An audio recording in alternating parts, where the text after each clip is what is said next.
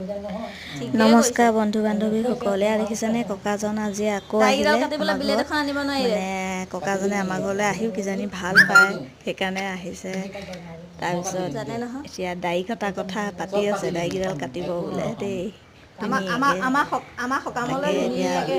চাই আছোঁ আৰু ককাজনে হাঁহি মাতি কথা পাতি আছে আমি শুনি আছোঁ আৰু এয়া চাওকচোন আপোনালোকে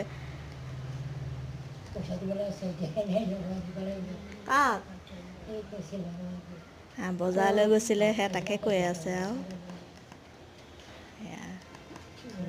বাই এনেকৈ বাই বুলি জানে ক'ব পাৰেনে বাই বুলি কওকচোন